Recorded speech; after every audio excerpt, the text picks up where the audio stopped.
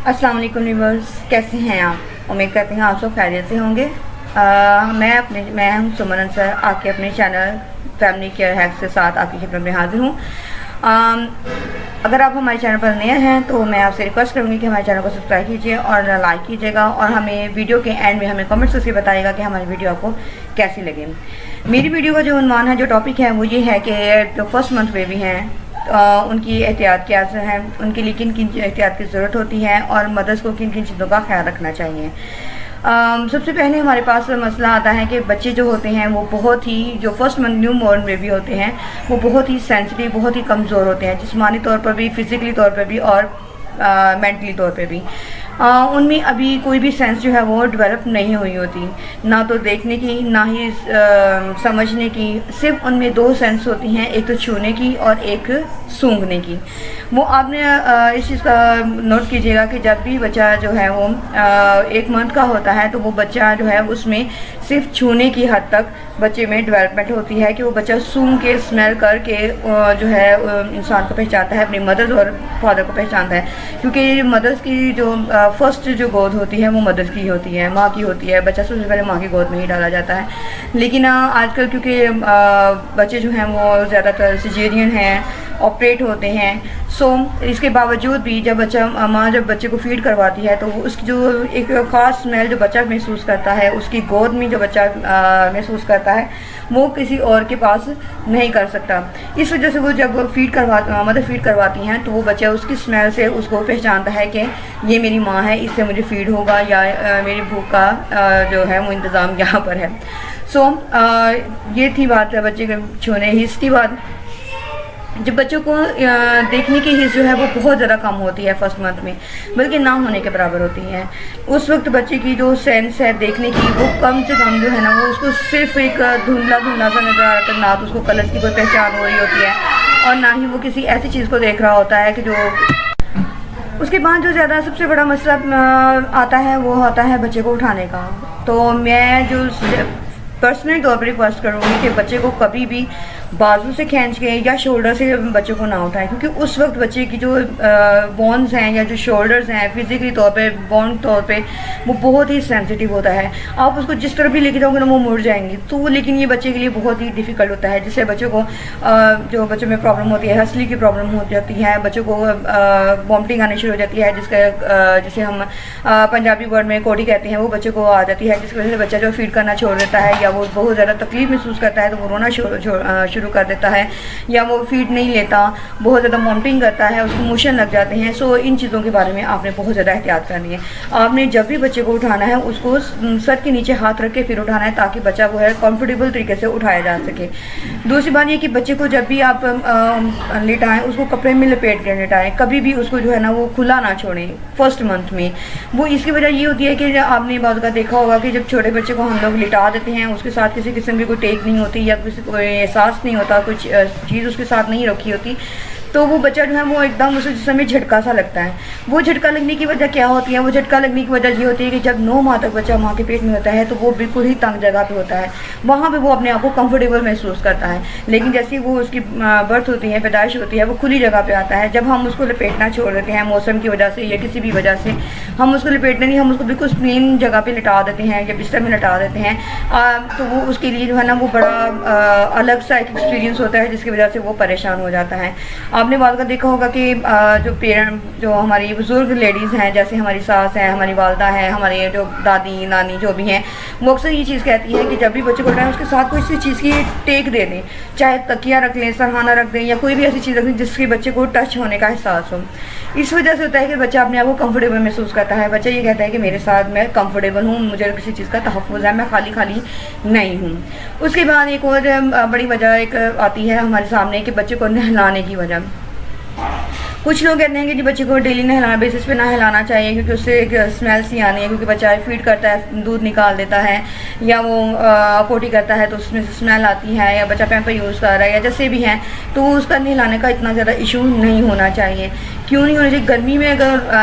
में भी अगर न्यू बॉर्न बेबी को नहलाना जाए तो उसको थोड़ा सा नीम गर्म पानी में नहलाना चाहिए, क्योंकि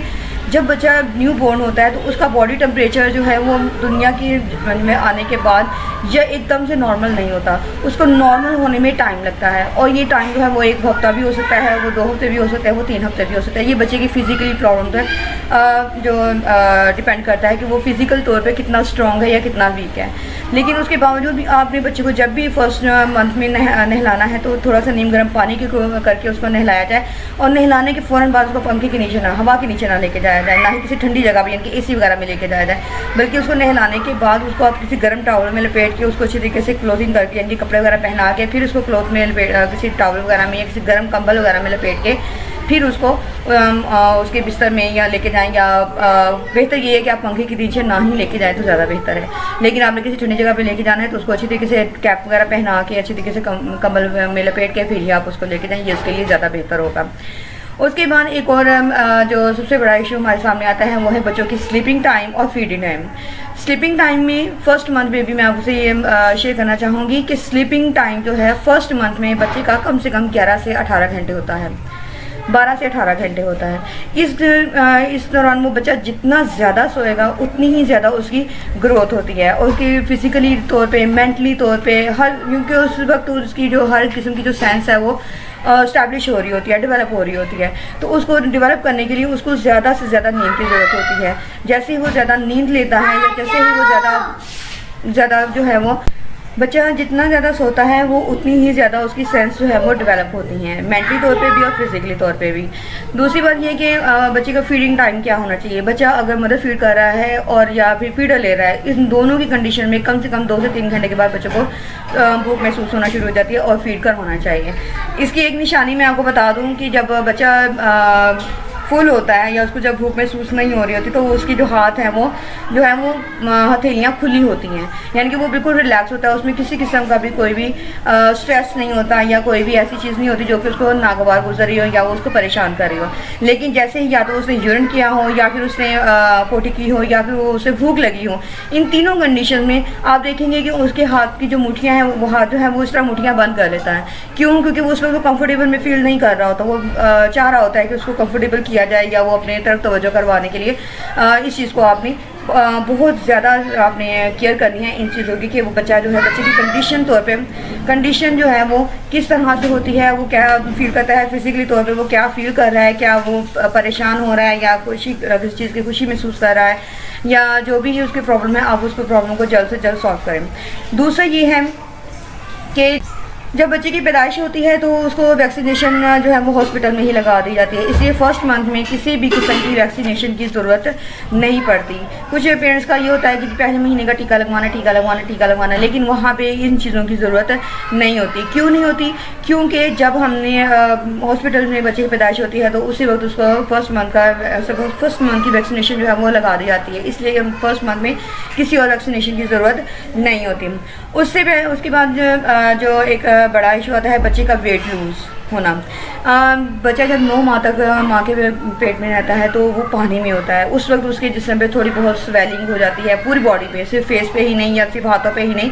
पूरी बॉडी में स्वेलिंग होती है। और जब उसकी पैदाइश हो जाती है तो वो कम से कम 1 वीक के अंदर अंदर वो स्वेलिंग जो है ना वो कम हो जाती है या ख़त्म हो जाती है, जिससे बच्चा कमज़ोर होना शुरू हो जाता है। लेकिन पेरेंट्स को ये चीज़ परेशान होने वाली नहीं है, क्योंकि उस वक्त उसकी स्वेलिंग ख़त्म हो रही होती है। जब उस 1 हफ्ते के बाद अपनी जो है असल कंडीशन में आकर फिर वो दोबारा अपनी ग्रोथ की तरफ जाता है। अगर उस दौरान आपको परेशान होने की जरूरत नहीं, लेकिन 1 वीक के बाद भी अगर बच्चा ज़्यादा वीक से वीक तक हो रहा है या उसके वेट लूज़ हो रहा है बढ़ने के बजाय, तो फिर आपको अपने डॉक्टर से मशवरा ज़रूर करना चाहिए कि हमारे बच्चे का वेट जो है वो बढ़ने के बजाय कम हो रहा है। लेकिन फर्स्ट वीक में आपको बेबी के वेट या उसकी कमज़ोरी के मुतालिक परेशान होने की ज़रूरत नहीं है। उसके बाद है कि जो पैदाइश के वक्त जो है बच्चे का वेट जो है वो ज़्यादा होता है, तो ज़ाहिर बात है फिर जब जैसे जैसे उसकी स्वेलिंग ख़त्म होगी उसका वेट भी कम होगा। लेकिन उसकी पैदाइश के 1 माह के बाद जब आप उसका वेट करें या उसके आप हाइट में या उसके वेट में या उसके फिज़िकली तरीके से उसमें कमज़ोरी कमज़ोरी महसूस करते हैं तब आप अपने डॉक्टर से मशवरा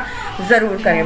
उम्मीद करती हूँ कि आपको आज की वीडियो बहुत पसंद आई होगी और आपके लिए बहुत ज़्यादा फ़ायदेमंद होगी, ख़ासतौर पे उन लेडीज़ के लिए जो कि पहली मरतबा माँ बन रही हैं, क्योंकि कहती हैं कि जो भी अब फर्स्ट टाइम होता है उसके लिए हमें बहुत से नए तजुर्बों का सामना करना पड़ता है, नए चैलेंजेस का सामना करना पड़ता है। एंड आई होप कि मैंने बहुत अच्छी तरीके से अपनी बात को एक्सप्लेन करने की कोशिश की है, लेकिन अगर कोई भी मसला इसके अलावा आपके साथ दरपेश आता है तो आप मुझे कमेंट्स बॉक्स में ज़रूर बताइएगा। एंड आई होप सो मैं पूरी कोशिश करूँगी कि मैं आपके उस मसले का हल आपको सामने पेश कर सकूं। मैं हूं सुमन अंसर, आपके अपने चैनल फैमिली केयर हैक्स के साथ। उम्मीद करती हूं कि आप मुझे कमेंट्स और लाइक ज़रूर करेंगे और मुझे सब्सक्राइब भी करेंगे। शुक्रिया, अल्लाह हाफिज़।